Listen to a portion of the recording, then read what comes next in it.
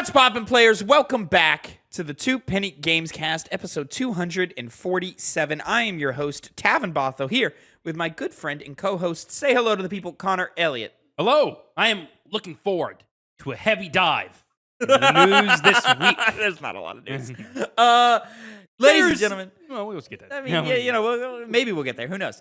Ladies and gentlemen, this is the Two Penny Gamescast. Each week, me and Connor come to you with the nerdy news you need to know concerning the video game industry. We each come to you with two topics, 2 pennies, if you will, and we give you our 2 cents on them, at least when there's, like, news worth talking about. There is news worth talking about. It's just, you're doing the...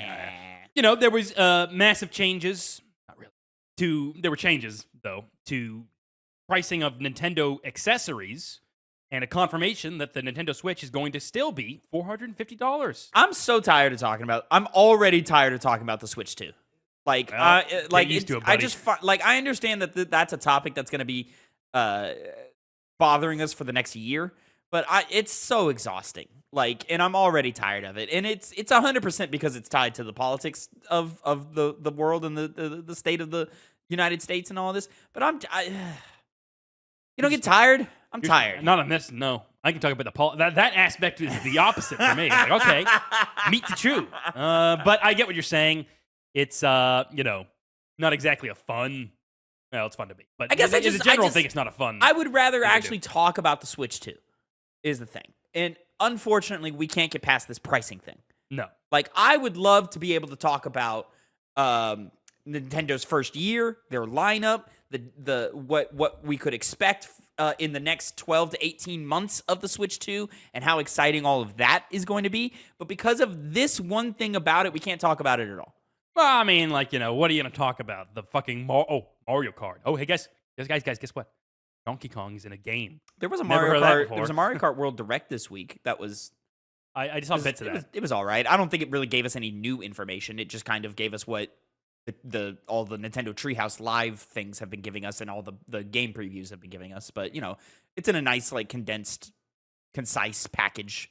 Kind of gave some form to the game and so forth. I wish there was, like, not a campaign, like, not like a story, but like a set of missions that, like, I could progress through and achieve progression in the game. Well, now you can what do they call it? Open world travel. And dude, the kids are gonna love that. Can you imagine if that came out when we were kids? Fuck, I'm so jealous of these goddamn kids. I wouldn't really care that much. I would care. That's a total lie. You would be driving around like the rest of us. I would, yes.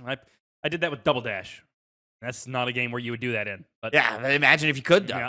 Yeah. And then you drive through you pick up a little hamburger, and then suddenly literally the most pathetic thing you could have suddenly you got a cowboy hat on. So pathetic. You could go and do a thing that you do all the time in real life. Yeah, no, but you didn't see this. So the Yoshi's hamburger joint, they're like all over the map, and you just run through the drive-through real quick, and they've got like a to-go bag there. You grab the to-go bag. It gives you a food item, right? It could be like a pizza or like sushi or a burger or something like that. And then based on what the food item is, you could get a new costume or a new costume set for the characters and so forth. It might be treading on a little bit of racist there. That might, because you eat a pizza and you suddenly turn into an Italian man, and you're like, all right, well, you get a. Do they not make pizzas? Listen, man, you eat some sushi and then suddenly Peach is a fucking.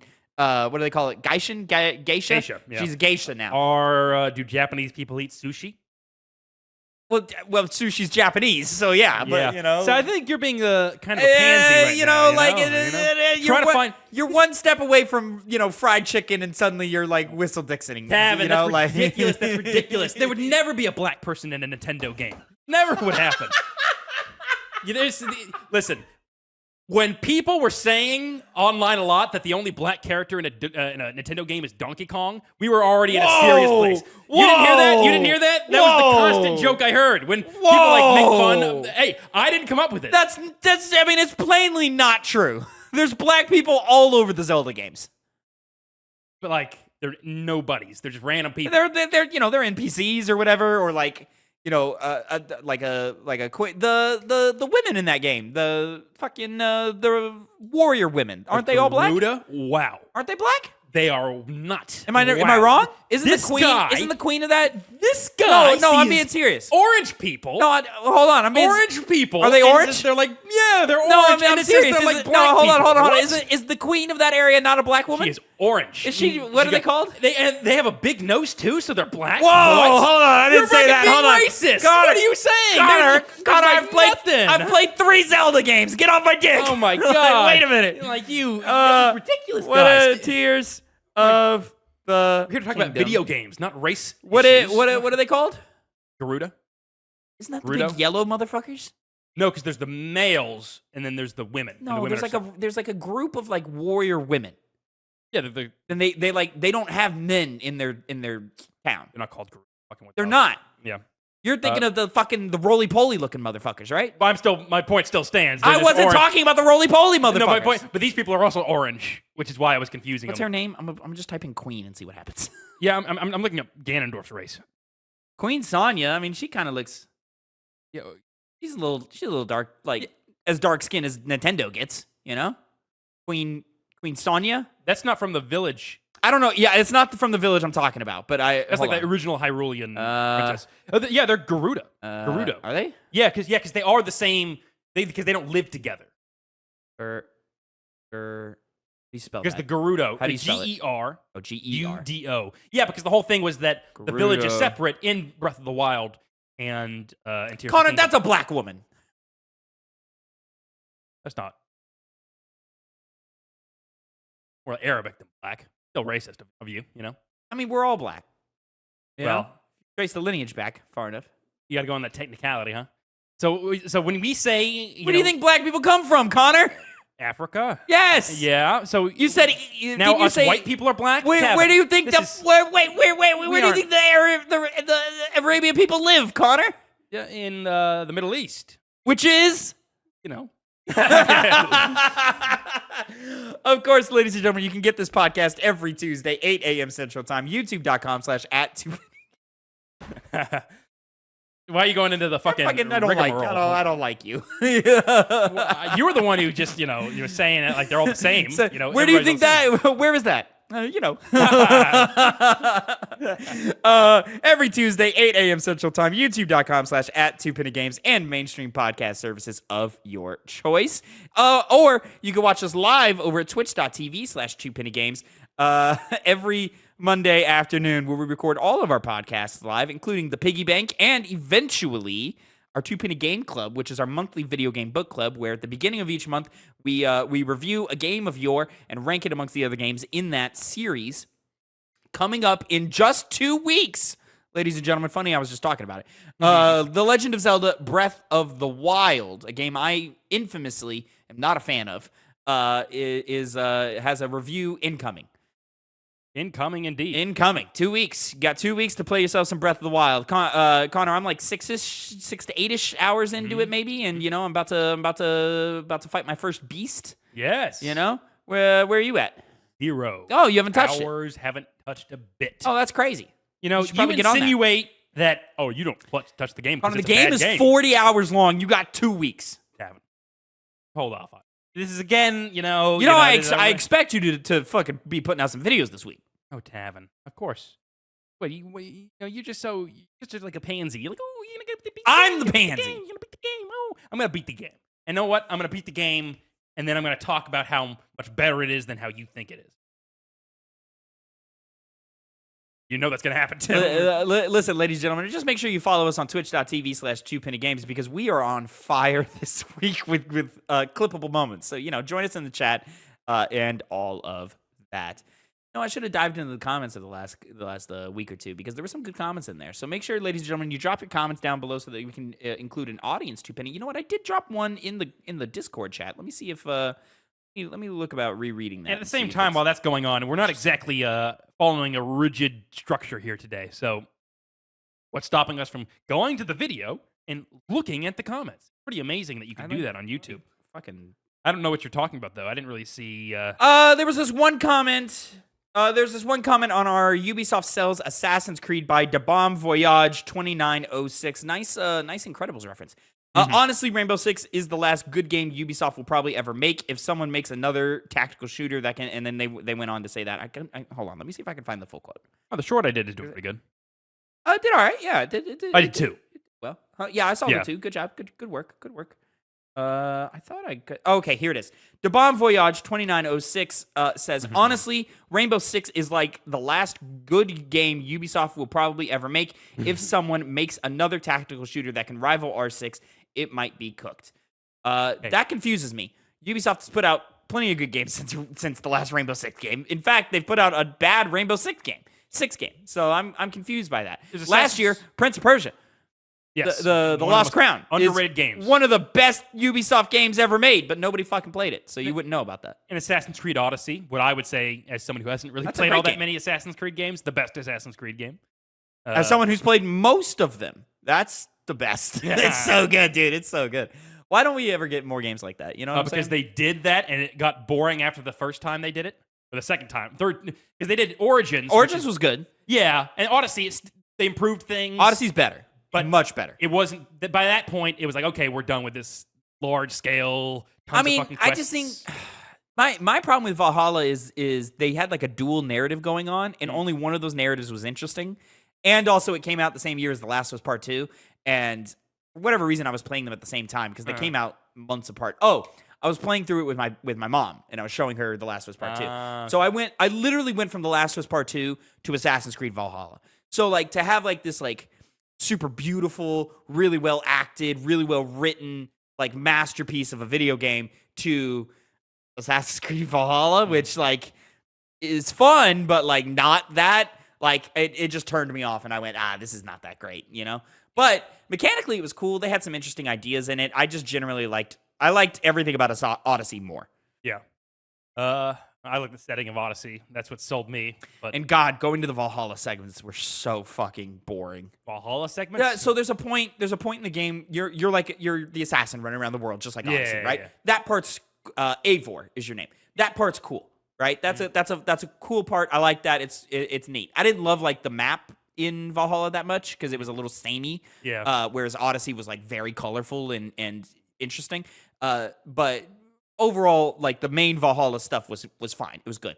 But there's just this point where like you end up literally in Valhalla and like you're playing as like an ancestor of Eivor who like had something to do with Norse gods or whatever, and you're like literally like talking to Norse people, and it's just like, this is not good. This is really not good. It's very boring. It's like they just pull you out of an interesting narrative and plop you into a not so interesting narrative. All the characters talk like old time fashion-y, but like Norse old time fashion-y. Yeah. So it's like it just wasn't very good. Kind of unconnected, but connected. Assassin's Creed Odyssey, the DLC, the underwater one. Did you ever play that? I think so. Mm-hmm. I remember. I never did. So yeah, it was okay. I heard it was pretty good. Yeah, I just didn't know if that was. Yeah, it was all right. Yeah. Yeah, because Cassandra's in that. Cassandra eventually just became the canon character. Mm-hmm. I think it was just because the fan response was so positive towards her, and she was a better actor. Because the dude in that game was not a good actor. Bad. Yeah, but you don't. It's like the same thing with Mass Effect. Like if you only know male Shepard, you're like, oh no, it's fine, it's good. But then you go and you play as Femme Shep and it's Jennifer Hale and she's fucking awesome. You know, still around too. Good. Jennifer Hale? Yeah. Oh yeah, she does stuff all the time. Yeah. She's not as like I remember she was like the face of video game acting at one point, voice acting. Yeah, she was in like that like top 3 type thing. I think Laura Bailey's kind of in that spot now. Yeah, that's definitely true. Funny enough about Laura Bailey, there's this old anime that I never heard of. All of a sudden, I started getting clips called Koachan or something like that. And the reason why it started popping up is the main character, I'm assuming it is, does raps. Like it's translated from English and from Japanese to English, obviously, and they got to make it work with the voices and the sync ups and make it rhyme. They got to match it to music. Yeah, and it's not like it's like a goofy rap. It's not trying to be like the ones you would think of. So it's not like not taking itself too seriously.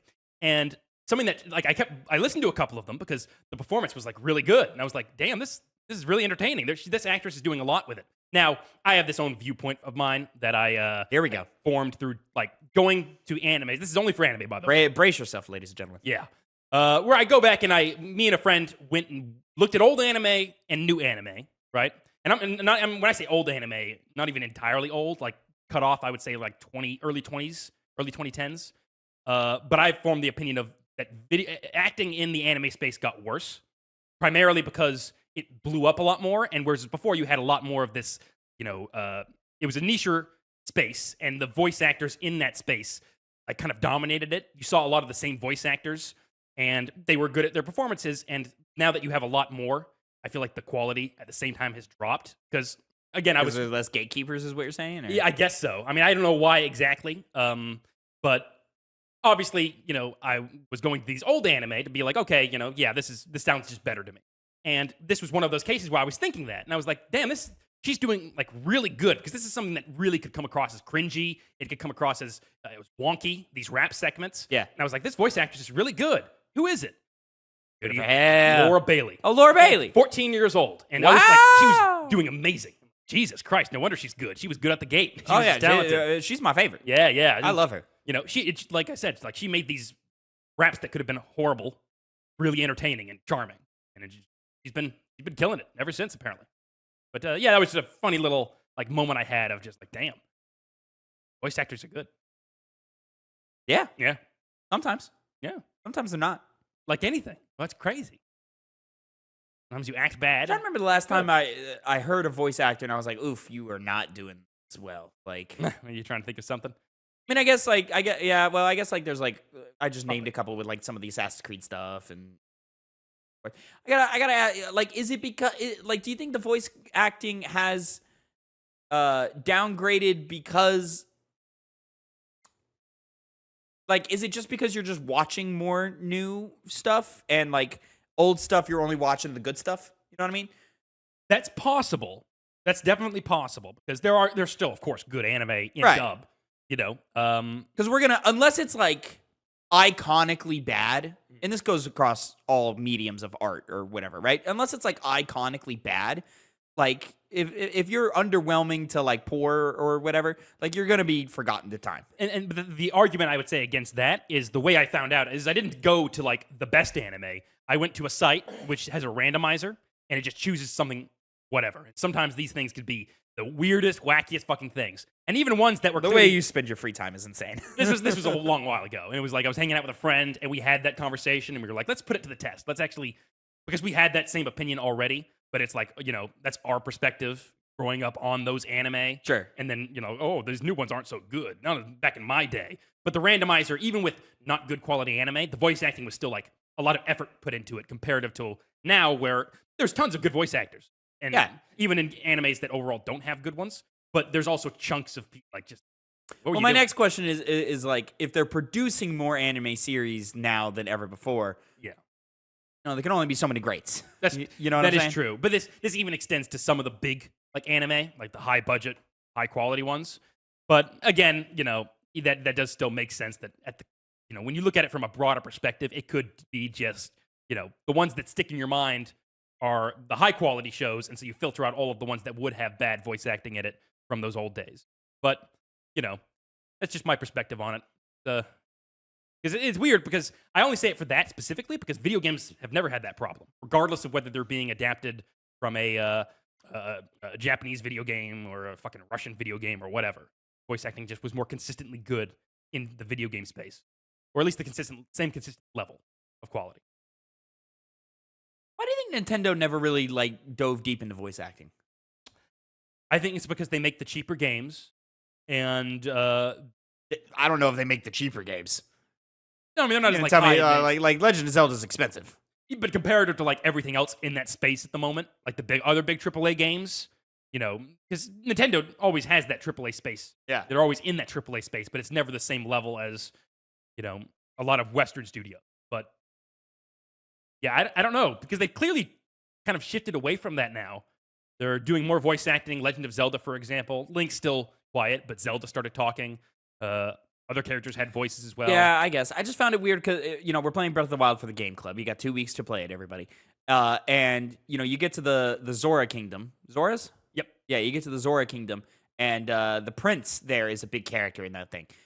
He's introduced in a cutscene where he is voiced, and then they just go to the classic, "Huh!" Yeah. like, just to kind of like give you tone.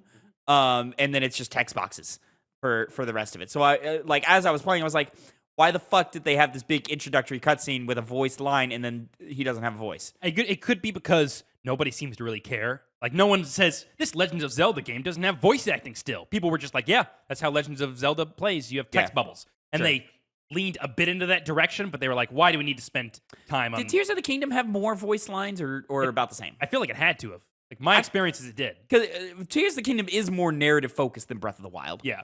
And then in my head, those characters are talking, but I don't know if... It's hard to... I don't know if I supplied the voice myself, or if, that's kind of the tricky thing with, like, unvoiced stuff. And that's one of the benefits, really. Like, they don't have to do entirely voice acted, and we kind of can't even really remember. We don't care. Would you rather, Connor, the mix of some of it's voiced, some of it's not, you got to text bubbles and read it or whatever, or would you rather just full-blown only voice acting and full-blown only text? I think I would rather just pick one. I don't think I liked the mix. I don't think I like the mix. I think the mix throws me off. Yeah, I get that. I just like the mix because very often I don't need to hear the character constantly talk out. Like, for example, Persona series. Like, there's a lot of dialogue. Yeah. And I listen to all of it when it happens. So it's kind of nice when there's not voice acting so I can get through it quicker because there's so much dialogue. Right. And so I think the melding can very often help, especially with Legends of Zelda, because I do have voices for things like Zelda, but like you, I can't definitively say, oh, it had voice acting in those parts or in most of the parts of the game. It all just melds together at a certain point. I just feel like when a game mixes it, when the voice is not, when the text is not voiced, it muddles the character. And what I mean by that is, in a game like Final Fantasy VII, right, where there's no voice acting in it, it's all text, right? I'm able to create the voices of those characters myself. And so, through the work of really well-written characters, and my own imagination, the combination of those things is able to create a fully formed character in my brain. But then when I go to like a Yakuza, and the character is voiced, it's less than half, really. It is, with all the extra, most. maybe 40% of the time. He's really strongly identified in the voiced segments, but then when we get to the non-voiced segments, I feel like my brain putting a voice on it and the dialogue in that creates a different character. So then the overall character gets muddied as to who he really is. You know what I'm saying? I get entirely what you're saying, and I feel like in some cases that would definitely happen. I would say Yakuza is a good example where it kind of does happen. Yeah, like when we get to the lower budget cutscenes of Yakuza, like Kiryu becomes less of a character. But the melding of those two things at the same time, I can do it on my own, which is why I'm completely fine with just having text bubbles, because I will think of something for them to sound like, to differentiate them. But at the same time, if you have a voice actor perform and then you switch over to text bubbles, I start reading it in their voice and thinking it how they would say it. I don't all of a sudden divert back to how I would think they'd sound. So, I just don't really see... I think my brain just automatically, separates the two. Yeah, it does. And it might be a me problem, right? It might be, but, there are people who don't do what we just said we do, of differentiating between voice characters. Some people just read the text and that's it, Fair. Yeah. Very much different. Oh, I had another point. Oh, also, if it's voiced versus not voiced, I think the brain automatically puts more priority on the voiced stuff. Just because of human nature and how human brains work. And so, there's a part of me that my focus kind of turns off a little bit when a text-based conversation happens. Whether it's Persona or Yakuza or anything that I, love, sometimes I just go, this part's not important. I just start mashing X, you know what I'm saying? Yeah, I mean, I like it, I guess I would say, because I haven't really thought about this, to be honest. I just like it being all sorts of things. Whether it's entirely speech, whether it's entirely text bubbles. Well, let's be honest. The reason that it's mixed is because they don't have budget to voice all of it. Yeah, exactly. Right? And that's one of the reasons why I wouldn't necessarily prefer, people pick a path, voice acting or none, because it allows them to, not only employ voice actors, but also cut down on what usually would be a lot more costly if you were to only use voice actors in every single dialogue moment, because you'd have to just, there's a lot of stuff to do. Yeah, I guess, but it's just like in games where it's only text, I just find myself paying attention to all of the text a lot better. I mean, that's fair. Yeah, I mean, I end up paying attention to it regardless, but definitely when I love reading a lot because I can just read for a long, long time. I just get into it. So it does do that as well, but I never feel a negative effect from having the melding of voice acting and those text bubbles. I just naturally go, okay, they're talking now. Claire Obscure Expedition 33, they've said that's a fully voiced game, right? I don't know. I wouldn't be surprised if they did. I feel like they said that. They've worked on it for how many years now? It's been a couple years. Development for a while. Yeah, I think 4. Yeah. Well, I don't think we knew about it until max 2 years ago. Yeah, definitely. I just felt like it was like 2018 or some ridiculous thing like that because they were needing funding. Maybe I'm confusing it with something else I saw. Couldn't tell you. But yeah, I mean, I feel like, do you think the industry is going to a point where they're moving towards either type of, way to do dialogue? No. Voice or not? Yeah, neither do I. No. I feel like it's just kind of whatever the developer sees fits their needs at the moment. That's really what it is. Yeah. If anything, like I could see like the text-based stuff going away. But there's always, games that are made on the cheaper side or games that like are massive and have a bunch of different game modes like a Yakuza or something where like you just I don't need Kiryu to voice all the different mini game situations that happen in a Yakuza game. Like I just don't need that. That doesn't, exactly. But at the same time, I would like it if we just chose one path or the other, because it just and with a game like there's just a part of me that just turns off a little bit when we switch. It's maybe less acceptable with something like Yakuza because they have great performances, but they just don't talk sometimes. And you have a big budget. You're Sega. It's one of the biggest franchise you got right now. By the time Yakuza 0 came a lot of those games, like when Yakuza 0 is the one that exploded it in the West. Now it was always big in Japan, but like you can't just be big in Japan and pay your voice actors for how big those games are and how deep a lot of those scenarios end up, right? Like it's just not possible. So you just have to prioritize what's important. Right? But if it was like, I think it'd be like more forgivable to me if it was like all the story missions are voiced. But that's not the case in Yakuza. Yeah, like it will from cutscene to cutscene be a different style of thing. I think that's changed a little bit in the more recent years. But I think that's just because they've had more budget, but it's still there. Like there's still a lot of conversations that happen purely in text. Usually it's not so much because in Yakuza 0 they go from full-blown 3D motion animated FMV cutscenes to literally here's a JPEG of the character. Yeah. And this is like a main story mission cutscene that's happening, right? That's how it used to be. Now it's like all the cutscenes are voiced, but when they go into there's that debrief segment after a cutscene where they go, oh man, why did you do that thing that you just did? That's usually not voiced, but that's usually in the game engine world. Yeah. The characters are all standing around like they would stand around while you're playing the game. I don't know. It's a thought for me. I just personally would rather they pick one or the other. Would you say that's a problem with Fire Emblem Three Houses, which also does that? Yeah. You think it's a problem with it? Yeah. Mm-hmm. There are character bonding conversations, because those aren't voiced, that I get to the end of and I go, what the fuck happened in that scene? I don't know. I wasn't paying attention. They and I aren't missed. Voiced? Huh? Aren't they voiced? No. So the first one and I think the last one are voiced, but all the middle stuff. Oh, that's what. Yeah. The ones where character development doesn't happen. It's just characters interacting. The one who eats is talking about his favorite foods or whatever, and is eating the other character's lunch by accident. Those are the ones that are not voiced. Okay. It'll be that type of shit, but it won't be a nice. conversation. Yeah, literally nice. Yeah, and that's the most you'll get. I'll drink to that, and it won't even be what they're saying. It'll literally be, I'll drink to that, and the text will say, hey, I'm really glad you're my friend. Which with the amount of dialogue in a game like Fire Emblem Three Houses, totally understandable. There's so much dialogue in that game, Which I guess you could say the same for Yakuza. There's just a lot of shit you can But again, pick.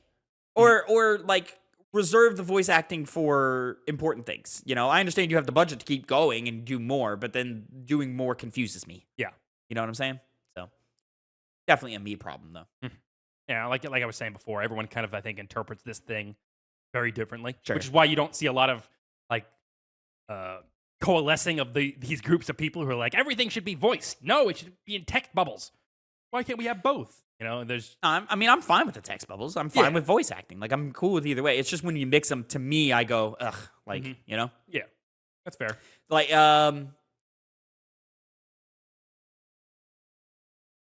I was jumping back to Final Fantasy VII, and I was gonna go the remake games, but they voice everything in that. Crisis Core, Crisis Core, another example of like, I'm only paying attention when the voices are happening, and because I'm not paying attention when the voices aren't happening, and that game is also just not well written. It's a lot of confusing games. Why did he eat the hair? Why? Why did that happen? Because he gave him powers. But it wasn't even the main bad guy. It was just like a goon. Give him powers. Like you said, that game's not very well written. That game's not very good at all. Fun to play. It's good. Yeah, very fun to play. Fun to play. Fun to play. What do you think? I've been thinking about this. You know that Reggie Fils-Aimé quote of, if the game's not fun, why bother? Yeah. I don't agree with that. Yeah? What's the exception to that? I just think that's reduction. Like, that's a reductionist view on video games. Like, does a game have to be fun? I don't think so. Example. Death Stranding. So it comes out. You're finally admitting what the truth of that game is, which that it sucks. Well, here's the thing. We don't do, as a culture and how we talk about games, we don't do a good job of distinguishing the difference between fun and entertaining. Those are two different words, and they have two different definitions for a reason, right? Entertaining may not be fun, and fun usually is, but may not be entertaining, right? Like, what's a good example of it?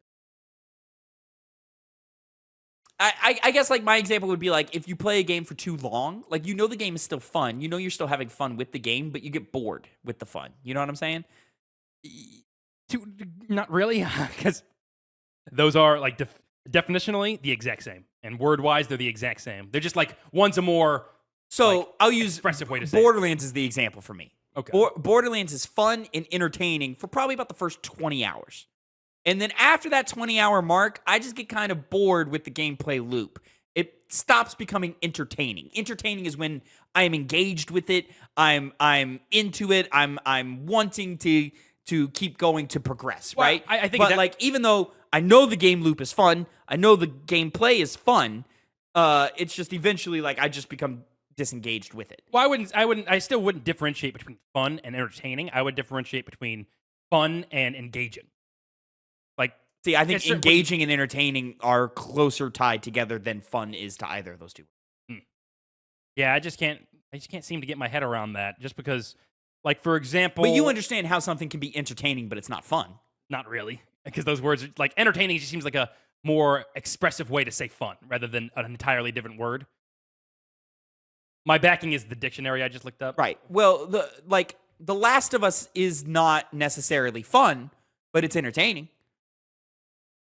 See, that's why I would use the word engaging more than entertaining. Let's jump out of the world of video games for a minute. Nosferatu is not fun, but it's entertaining. See, I think at that point, it's like, that's a different space, because video games have an element of interactivity. Movies, all you have to do, regardless of whether it's fun or whatever, you just have to sit there and look at it.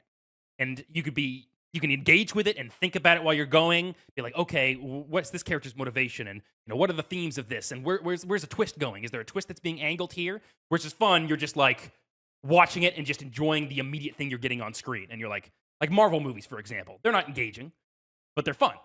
They're just like you. That's why there's certain movies you just kind of put on in the background, because no one's going to really focus on it, but you can look over to it and at least be entertained. Entertaining, definitions from Oxford Languages. This is a quick Google, which I hate Googling definitions because, like, words are deeper than an Oxford dictionary definition sometimes, but it is what it is.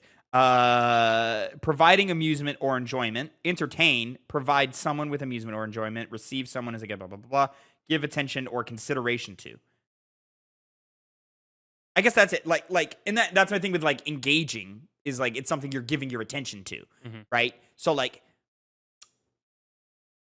I would say, I guess like you could like woodworking. Like you could find woodworking fun. That's something you could find fun, right? But I think everyone, if they care about the project that they're on, they're gonna find woodworking entertaining. But you may not find it fun. I don't necessarily find woodworking fun, but there are times where I'm engaged in it and I find it entertaining. I guess a parallel to that is since picking up Warhammer, I've done a little bit of painting, and it's not something that I think of doing. But when I do it, it's fun. My issue though is getting to it in the first place because I'm like, well, I'm gonna have to like sit there, be super specific with the detail. Yeah. It takes up a good amount of time as well. Yeah. It's harder to just pick it up and then stop whenever you want because you use the paint. You don't want to just leave some in there to dry out and waste. Yeah, it's wasted Exactly, supply. yeah. Right. I guess like entertaining is like something that like takes my attention and like passes time, but like not in a way of like I'm just killing time or I'm bored or anything like that, but like I'm passing time. Whereas like fun is just like a feeling. You know what I'm saying?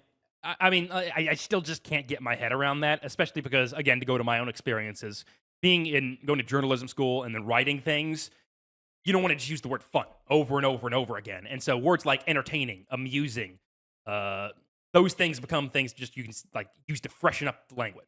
Not just say the same exact thing over and over and over again. And that's more the purpose of those words. Enhancers. Yeah, sentence enhancers. Whereas that's just where I differentiate those entertainment and fun, not being separate words that are used in entirely different settings. Yeah, I get that like synonyms exist, right? Yeah. I understand that, but you have different words for different purposes. There's a reason we have one word for ice, and what are they called? People who live in snowy, icy areas. What are they called? Inuit. Is that like an acceptable? That's an ethnic group. Yeah.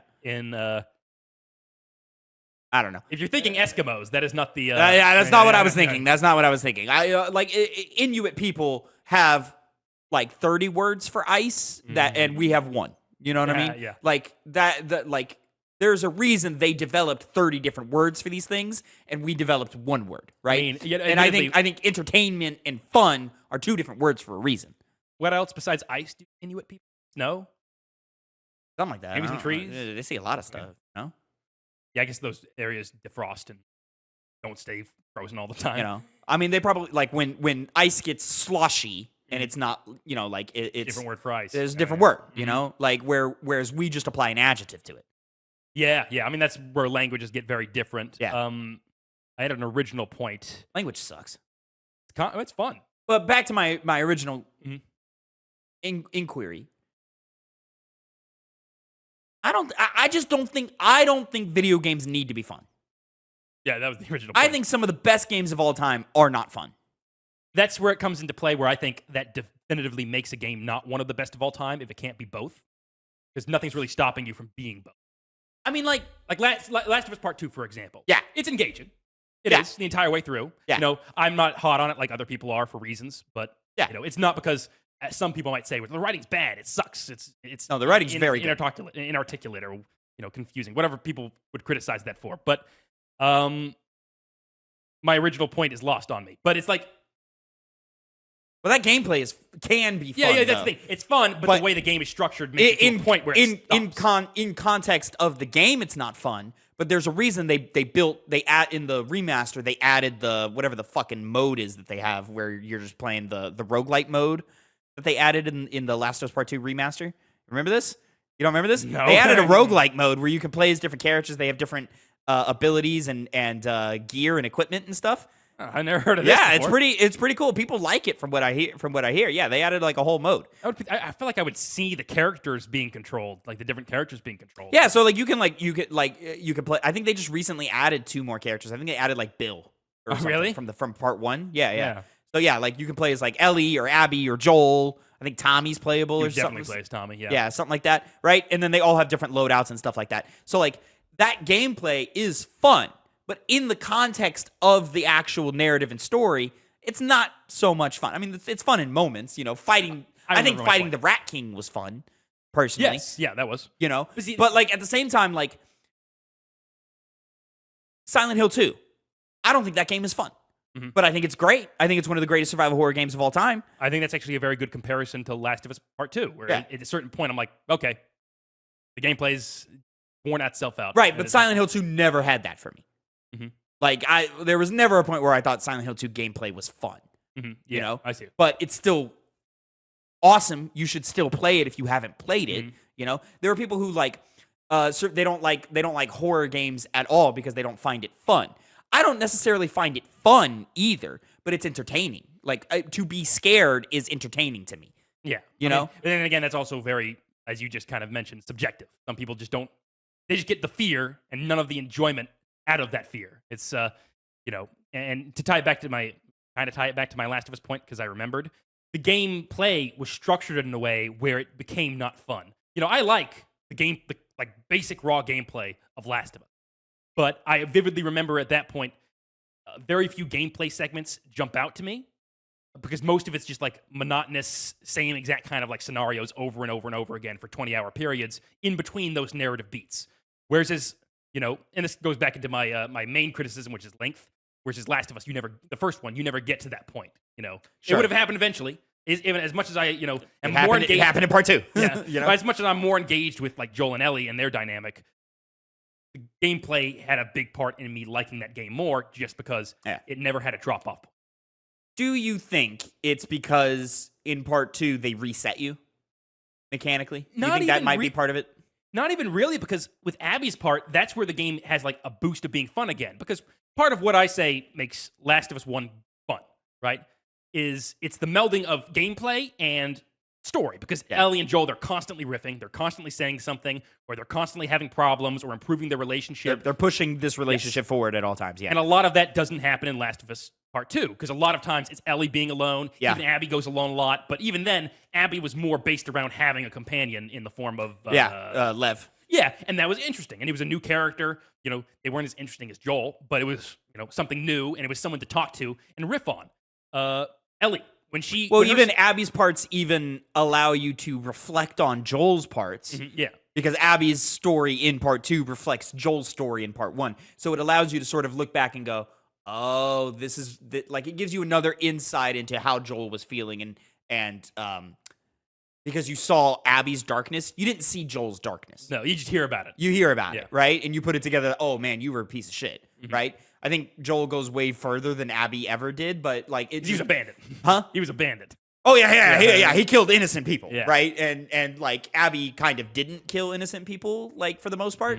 And so like it sort of allows you to go, oh, it I think it expands on Joel's character because of all of the cycles and reflections and all. Yeah. You're not watching season 2 of The Last of Us, by the way. I'm gonna watch it. Yeah. You're going to? Are you waiting for it to get out, or you just haven't made the time for it yet? At some point. Yeah. Okay. I've been watching a lot of anime recently, so because I haven't watched it in a while. I do intend, when the season is done, I do intend for us to review it. Yeah. Yeah. That's why. Honestly, that's probably the core reason why I am watching it now.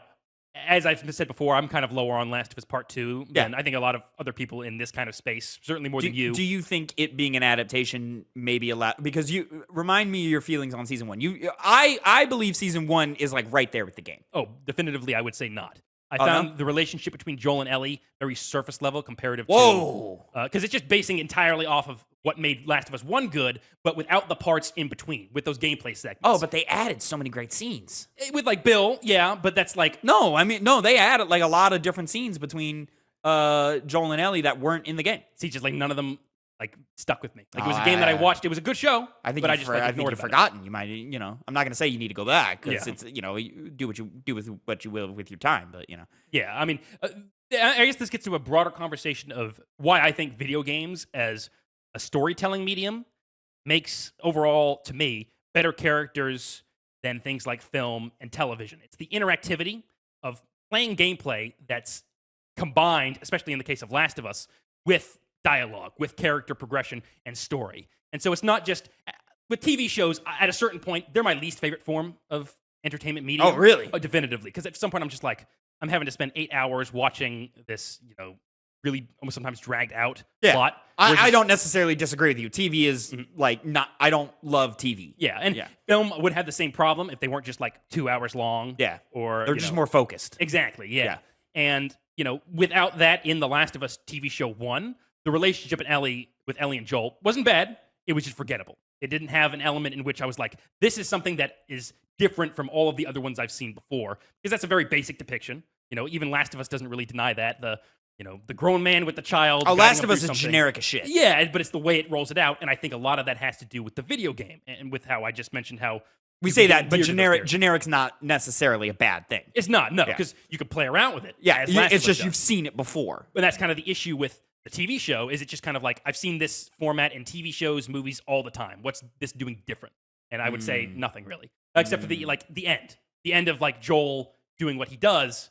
That's like very well done. Like that's a part like when I compare it to the video game, those moments are like on the same level of him going through. Really, I thought the ending of season 1 was better in the game, but there were other moments that I thought were better in the show than they were in the game. I just think it was a lot more raw because I think like the I'm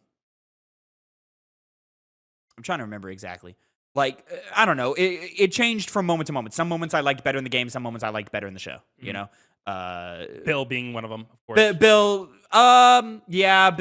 probably being one of them. I'm trying to remember because like the Sam and Henry stuff, I specifically with the characters, I thought was better in the show.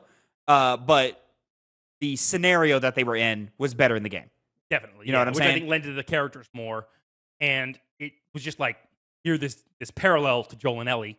There's nothing special going on. There's no big plot significance. They're just in the shit like you are, in their own circumstances. And I also think that also, I like those characters more in the game because it's not just the city, they get out and then that's it. It's like the city, they get out, they go and travel for a while. They have those down moments where they're going through houses, reminiscing a lot over like, man, remember when things used to be like this? Joel and Henry specifically are the ones reminiscing that. While they do that. They do that in the show. Yeah, but it's just way more drawn out and taken at a better pace in the game. See, and there's this thing, and I'm realizing it as I'm watching season 2, and we get different moments and different scenes, and it's played out differently.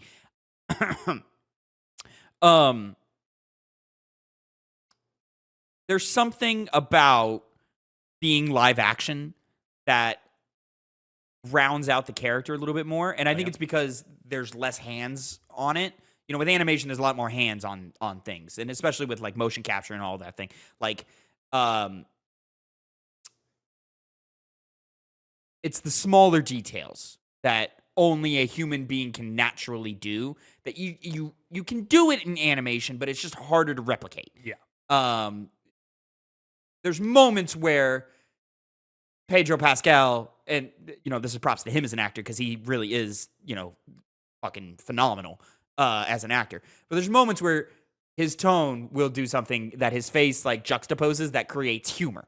There's a clip in season 1 that's been rotating recently is when Sam and Henry sneak up on them while they're sleeping, and Ellie goes, "Hey, no, like they're gonna like attack Joel," and she goes, "No, don't do it. He's cool, right, Joel? Aren't you cool?" He goes, "Yeah, I'm cool." And like you laugh at it because it's like, dude, you are not. You need to like have some humanity here, bro. Like, don't be in danger mode. Like, and that's funny. But that seems to be more like about moments rather than the general experience being preferable in the game, where it's sure. And I mean, generally, like to your point of like storytelling and as a medium, I agree with you. Like we had a brief conversation before we started recording it all today about how like I truly believe video games are at the forefront of groundbreaking, creative storytelling. I'm talking specifically with narrative. Like if you want to talk about what's hot in storytelling right now, it's got to be video games, right? It has to be because books have been around for 3,000 fucking years, right? Movies have hit a plateau. There's only so much you can do in a movie now. What was the last groundbreaking thing to happen in a movie? You made fun of it a few seconds ago, but to me, Endgame. That was the last like groundbreaking thing to happen in a movie, and that was just because, hey, you have to do homework. and watch a bunch of other mediocre movies to get the full experience out of this one, right? That's probably my issue. Whereas the first Avengers, you're watching like more better movies. You don't have No, to you're sit not. through No, you're less. not. You have to sift through a lot less worse stuff. Yeah, tell me how great is Iron Man 2? Tell me how great is the first Thor movie? I enjoy the first movie. Tell me how great the first Captain America movie is. And I like the first Captain America movie. I like those too. But that's not it's not like Shang-Chi and the Legend of Ten Rings is a better movie than that. Sure, but then you're getting into games where it's like, I gotta watch that. I gotta watch. Well, and that's not even. That doesn't make sense with Endgame. Fucking, I don't know. Like Civil War is my favorite of the entire series. Like, Black Panther is a better movie than the first Captain America movie, and I don't even love Black Panther like that. Yeah, Black Panther. All right. Yeah, I've heard. That's what I heard. I heard Killmonger was the best part. He is on repeat watches. I don't love him as much. Oh, really? Yeah. Huh. And this is another thing I have with just art and entertainment in general. You need to re-experience things to like have a fully formed opinion on it. Because as you're experiencing it for the first time, your brain's going 100 different ways.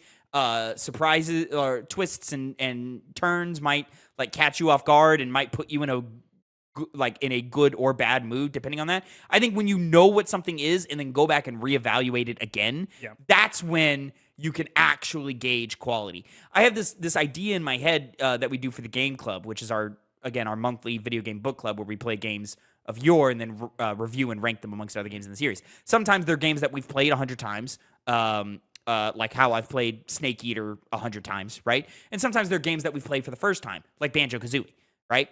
And sometimes it works out in our favor really well, and we really, really like it. And then sometimes we don't get it.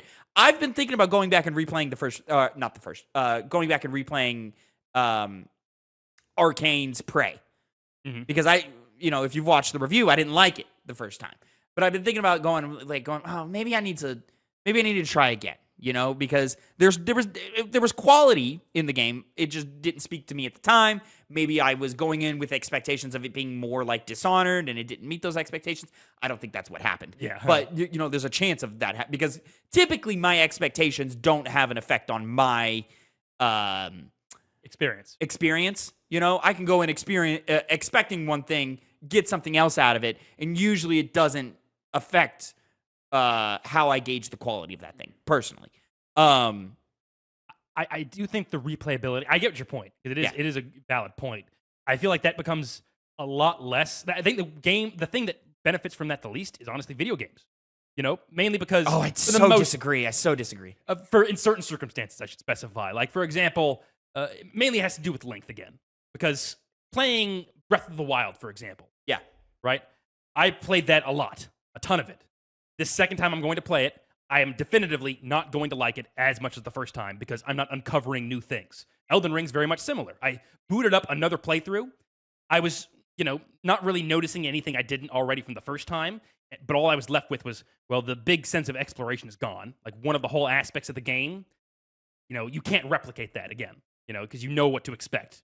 And especially in Elden Ring with New Game Plus, where it tells you where everything is. So certainly not in that scenario, but even when I started up a new character, it didn't like I felt less of a reason to play it, certainly more than I did the first time.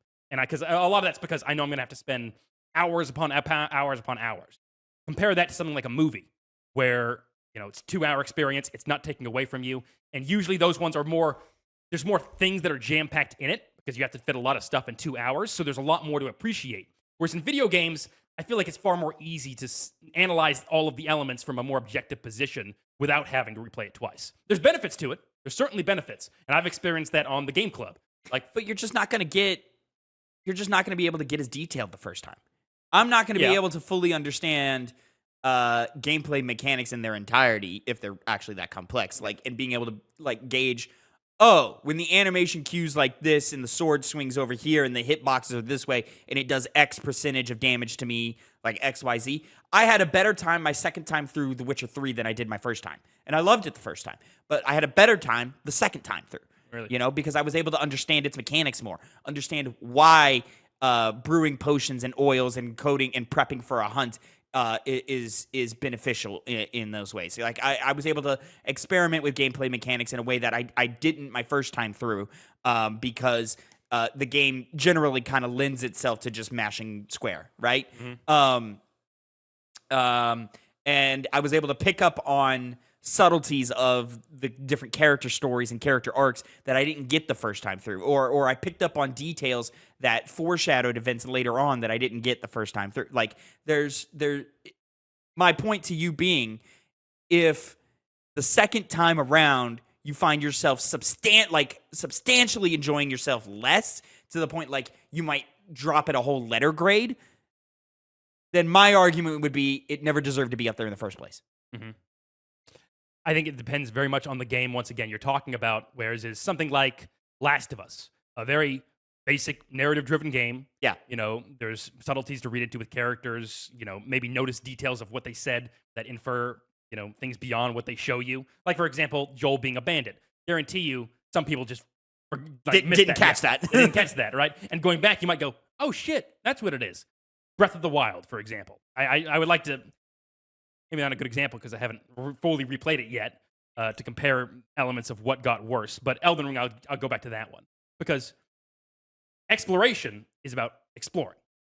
It's not about exploring things again. It's about exploring them for the first time. Narratives, super engaging narratives, are more engaging as a general thing because you're seeing it for the first time and you don't know what's going to happen.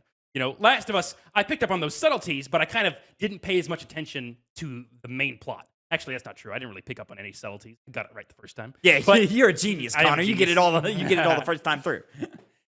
But it really depends on what kind of game it is, rather than just being a general thing, which I think would be more applicable to things like movies, even television. Especially gameplay also, because not every single game lends itself to replayability compared to something else. And if I don't think we really judge a game based off of it being replayable comparative to how it feels while you're playing it right now. Like, those elements matter more than, well, I'll come back to it later to experience it again. I mean, it's sliders, right? Sure, yeah. In like, replayability matters to me just how like game feel matters, or narrative may or may not matter depending on if that's the focus of the thing. I don't agree with your exploration take, mm-hmm. and why and how what I mean by that is I get the same level of feeling about exploration the first time through, no matter what the game is, because the environments are always new to me.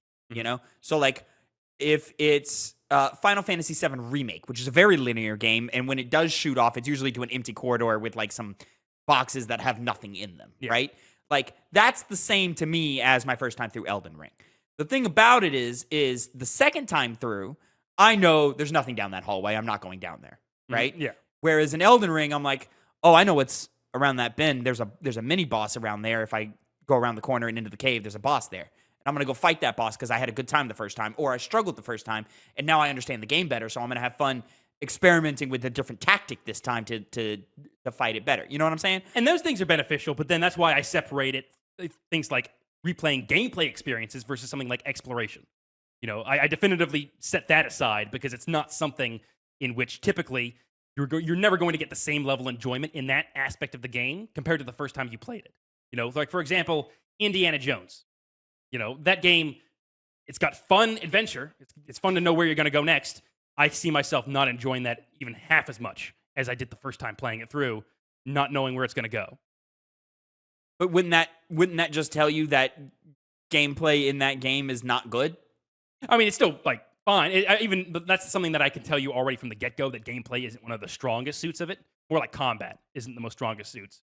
But wouldn't you rather value something, whether it's TV, movies, video games, whatever? Wouldn't you rather value something that you can go back to 100 times more than you can go back to once?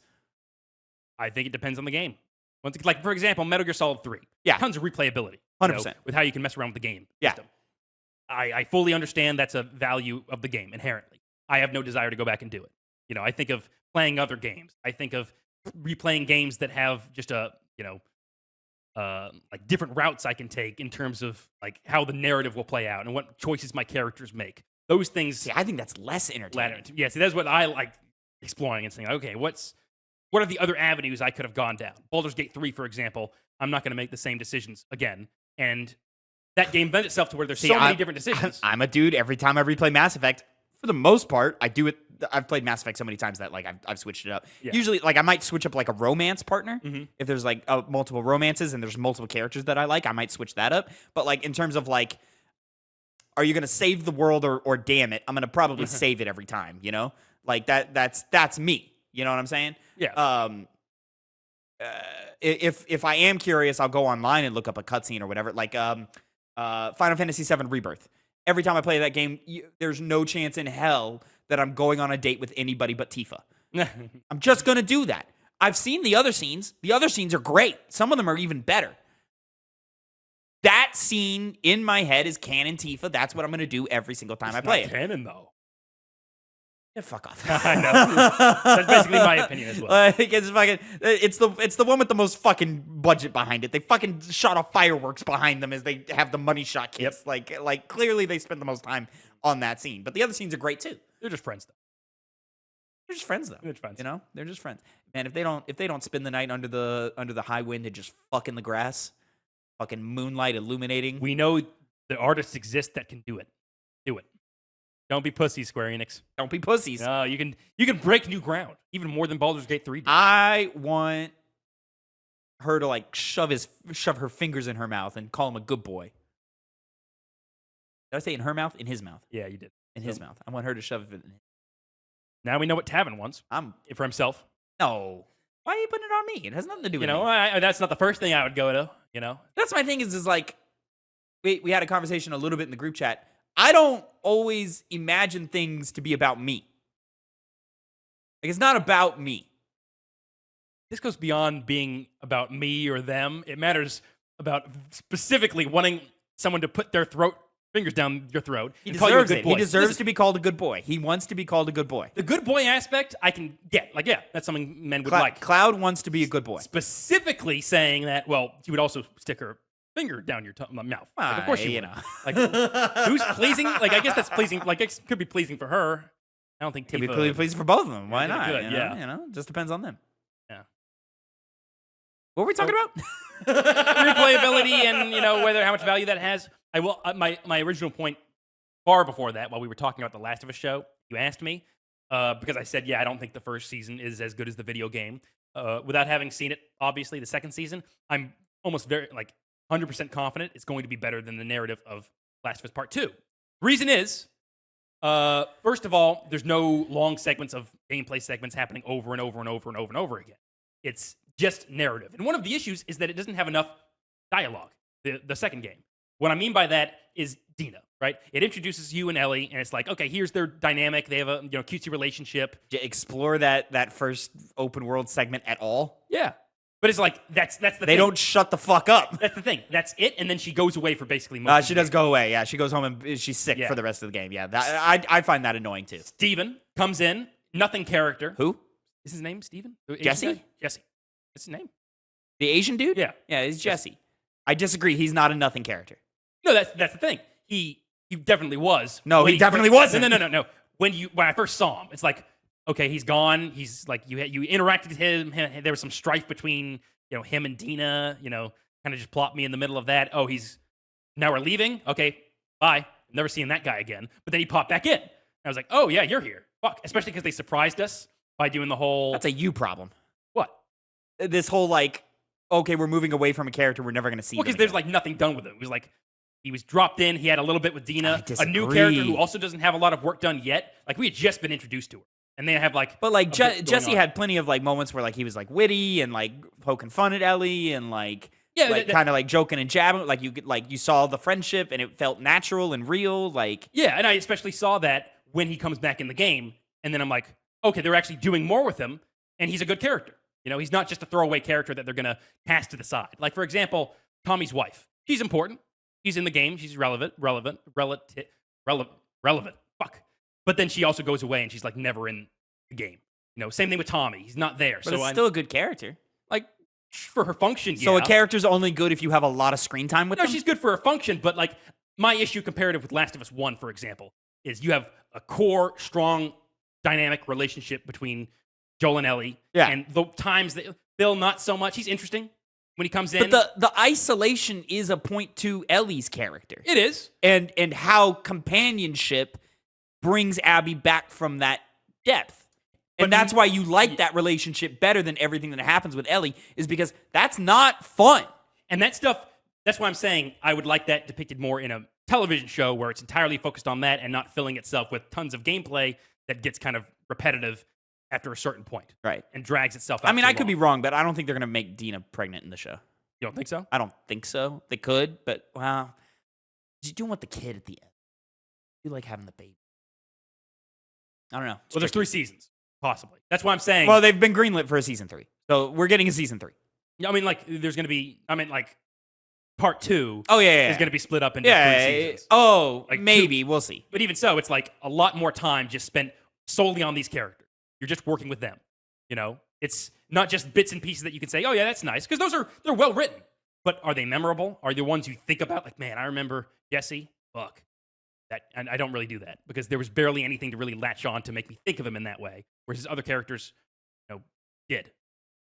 Like Henry and Sam, for example. I think that's because Last of Us 2 focuses a little more thematically than it does character relations. But the character relations are still there because that's what Naughty Dog does really well, And it's it's inherently important to the themes. Like it's that's but Last of Us 1 doesn't have. I mean, don't get me wrong, it has strong themes, but the focus isn't on the themes; it's on the characters. Right. Yeah. Whereas 2, it's a little more focused on the themes than it is the characters. And I'm talking if this is themes and this is characters, Last of Us 1 is like this. Mm-hmm. Last of Us 2 is like this. You know what I'm saying? As in, you're about theme. Say it again. So. I just didn't understand it. Yes. So, in terms of focus, creative, the creator's intention and what they were focusing on when they were creating the piece of art, right? In part 1, they are super focused on characters. With that comes some themes, but they're more focused on the character relationships and how they interact with each other than they are focused on the themes of the game. Yeah. Right? The themes just kind of come about naturally through the well-written characters.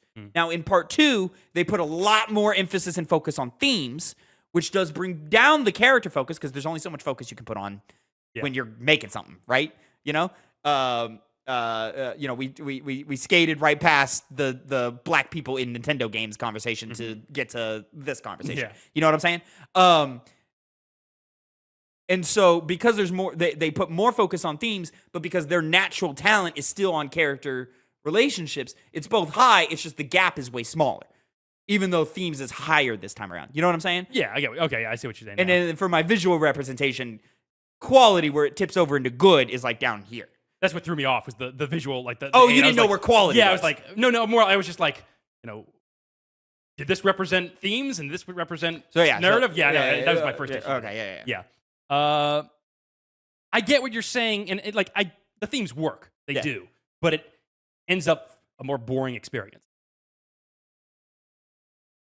Because I'm like, you have said before it's not fun. And you've insinuated before it's because it's dark. I don't think the first game's fun either.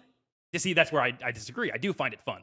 It comes in, does its thing. I think the raw mechanics are fun, not so much in part 1 anymore. I used to feel that way. Like the factions multiplayer, that's raw mechanics. Mm-hmm. That's fun, right? In part 2, I think undeniably the mechanics of the game are just so much more better, or so much more developed and flexible. Is that the right word? I don't know what flexible, like it allows you to do more. Yeah, things? like the AI is a little smarter. You can plan a little bit better. The game allows you to just do more. The gameplay's expanded upon. Yeah, right. So that's fun. But in the context of the narrative, which gameplay bows to in both games, the game is not fun because in the context of narrative, it takes the fun away. But that is the creative intention, is to take the fun away. But see, that's the thing. That's where I inherently disagree, because I never found the narrative to not be fun. It's far less engaging because it doesn't have any element for character-wise to latch onto comparative to the first game, which was the core strength of it. Like themes, the problem with themes this is my thing. Both games have a torture scene, right? Yeah. I don't think either of those scenes are fun. Yeah, they are. But they're both entertaining to me. They're super engaging. It's like, oh shit, that's fun to me. That's like when it makes you again. But to me, like words mean things. You know, engaging and fun are two different things. It's engaging. It's entertaining. It's not fun. It's not fun to watch Joel drive a knife into a dude's kneecap and pop it off. That's not fun. It's not fun to watch Ellie beat a woman to death with a pipe. That's fun because those are the moments where it's like you're seeing the character at their lowest. They're the worst. Like you see what they're capable of. How nasty they can get. Yeah. Yeah. And I want to see that. Yeah. Don't get me wrong. I think I love those scenes for because they tell me about the character where they're at. It's also important to note Ellie's not that. So she is forcing herself to be pushed into that. That's another I just think there's so much more complexity happening in Last of Us Part 2 that nobody ever fucking talks about. And people don't talk about it. No, I think people get stuck up on the violence aspect of it and how it's like, oh, you shouldn't be violent or things like that. I don't think people talk about. Nobody ever talks about how Ellie is not a violent person. Yeah, but the world and her emotional state have pushed her into violence. Driven her to it, yeah. Yeah, or drives her into violence, right? And so she does a lot of it. But she's not inherently a violent person. That's why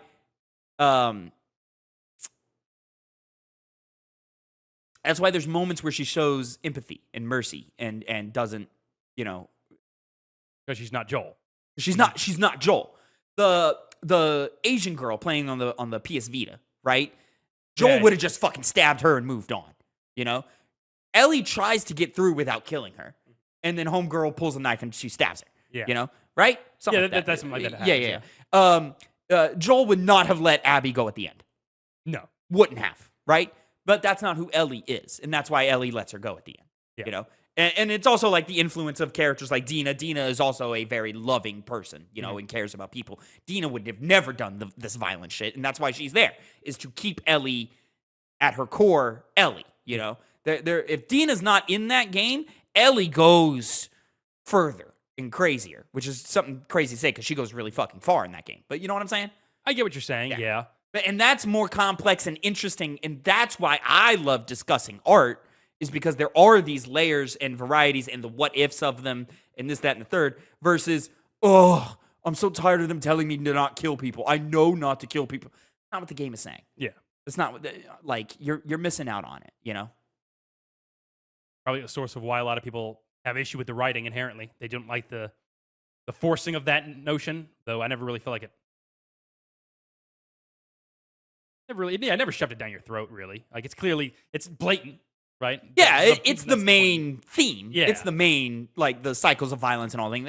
That's there. But love is also there. Mm-hmm. And empathy is there. And there's just so much context that, if you don't apply, it loses it. I think exploration as a thing, and circling back to replayability, exploration on its own is not fun to me. Mm-hmm. Elden Ring is great. Here. In my opinion, even though I haven't beaten either game, but I've put a good amount of hours into both, Elden Ring is a great, phenomenal game worthy of the praise it got, in my opinion. Breath of the Wild is not, in my opinion. For a number of reasons, there's a video on the channel. You can go see that. I think Breath of the Wild is boring, repetitive, and doesn't have anything to say, and it mechanically doesn't introduce anything interesting enough to hold my attention and be entertaining for me for more than 30 minutes, right? Elden Ring is the other way, where, they both have phenomenal exploration. That's great. That's awesome, right? Elden Ring also backs it up with rewards, combat progression, intricate boss fights, different combat scenarios that make me think about what I'm doing. There's puzzles in that game, right? Or they're light puzzles of flip a switch. There are these towers that have find the statues or some shit like that. Yeah, go interact with a thing, but which thing do I interact with? I have to read. I have to read the context of the puzzle to know how to do the puzzle, right? Whereas Breath of the Wild is pick up ball, put in hole, congratulations, here's a shrine thing or whatever they're fucking called, the Ray of Hope or whatever they're fucking called, right? And rinse, repeat 100 times. Like that to me is like, okay, yeah, Breath of the Wild's not fun to play the second time around. Elden Ring will be. Mm-hmm. Elden Ring, I can also play a different class. I can go a different direction earlier in the game, you know, respec and all these things, right? Like I could just do a lot more. In Breath of the Wild, it's like, all right, well, I can either climb the mountain or I can't, and I'll just go and find other shrines, but all the shrines are the same level of intensity. Like, Breath of the Wild never said, outside of, like, you can't climb this mountain because it's too high and you don't have enough stamina. Yeah. But Breath of the Wild is never like, you're not smart enough to figure out this puzzle yet because you haven't done these other steps of progression, so come back later. Elden Ring does go, you're not ready for this, come back later. Yeah. I love that. I mean, the element of exploration is superior in Elden Ring for the reasons you just stated. But even so, there is that element apart from gameplay enhancements, you know, like the, you know, equipment, potentially in getting to new areas, further unveiling exploration, which Elden Ring does very well. Fuck the equipment. It's more fun to bait and punish in Elden Ring than it is in Breath of the Wild. That's true, but then that's more like the combat system and not exploration being superior in Elden Ring compared to Breath of the Wild. Well, that's my point, is Breath of the Wild has bad combat. Bad combat. No, everybody does that. It's not bad. No, it's bad. Well, because it's, you know, not bad. But you know how I know it's bad, Connor? How? And how I can articulate why it's bad? Because I tried it again. Mm-hmm. I played it again. And I went, oh, wait, there's a damage value applied to every weapon, but the weapons break, and I can't use them anymore, which means all of the numbers go up at the same time. So now I have an axe, a spear, a sword, all with different combat animations, swing times, and they all have the same damage output, which means it doesn't matter which one I use. The most optimal one is always the one that swings the fastest, because they all do the same damage. Yeah, and that's limiting, but it doesn't make it bad. Then why have any of it at all? That's why knockback come into play. You know, like a basic sword's you're not gonna be able to swing that and hit the big enemies to go flying. Sure. Also, doing certain like certain items can be destroyed only with like a blunt, heavy object rather than a sword. Awesome. I love mining the random rocks in the world with a big hammer instead of a sword. Yeah, you're right, Connor. Now it's great combat. The way I hit rocks is great. That goes beyond combat to the point that the different types of weapons serve a purpose beyond just combat. You know, there's a reason why there's a slot for using the fucking leaf, so you can travel better on your little boats that you can find. Then again, there's not much of a reason to, because they're usually nearby the boats. But point remains, and you also can't drive the boat. Like, you can just push it forward. No, you can angle where you're going. Oh, okay. It's not like that's the thing. I haven't played around with that much. Yeah. But yeah, I see that being apart from combat and more just like the expansiveness of the weapon system beyond just combat, which I think, if anything, is more, you know, is an interesting aspect of the game. You know, it doesn't add anything to the combat, sure, and maybe that's part of the reason why the combat isn't as good as it could be. But still, the weapon types serve a function. There's also durability, I bet. Oh, there's also those things that have like the bigger weapons last longer. Yeah, and also they have the like little symbols of like, this has increased durability, this has increased throwing range. It dives into it more that way. Do they? Yeah. Because I remember spears, I would like, kind of the better one is like, hey, you throw it. I don't remember that in Tears of the Kingdom, which I bring up because I've just played. I got deeper into that game than I got into Breath of the Wild, but I got deep into Breath of the Wild the first time, almost 10 years ago now. And it's a little, you're over exaggerating. It's like it's 7 years. It's 7 or 8 years old, dude. That's close to 10. It's close to 10, but you know, I'd say when you're going 10, you have to be like 9, 11 years, not like a whole 3 years. That's a lot. I'm interested to jump back into. I'll be jumping back into it today, and I'll be able to talk about it. You say that. You said you've told me that. You've told me that 3 times in the last week. You haven't fucking touched the goddamn boring ass video game. Yes. Well, procrastinating is a bitch, and I'm probably the best at Here's it. the thing, Connor. If you watch a movie, right, and you're like, oh, that was great. I had a lot of fun. And then you watch it again, and you go, oh, I had less fun. Yeah. I think that's. I hate using. I shouldn't have used the word fun.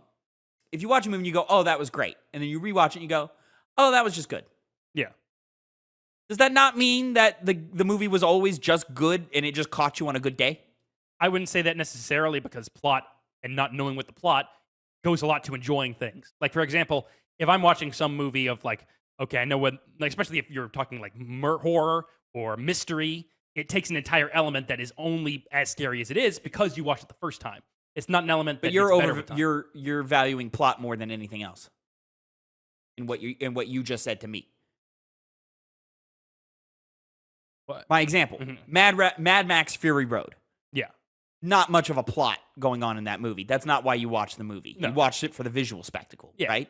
Every single time you watch Mad Max Fury Road, you're going to go, wow, look what they're doing with the lighting in this scene. Wow, look what they did with stunt work in this scene. Wow, look at that shot. That's a crazy cool shot, right? Every single time you watch it. But if you watched it and then the second time through went, oh, that shot didn't look as good as I remember it. Like, you know, like the spectacle of being new can blind you.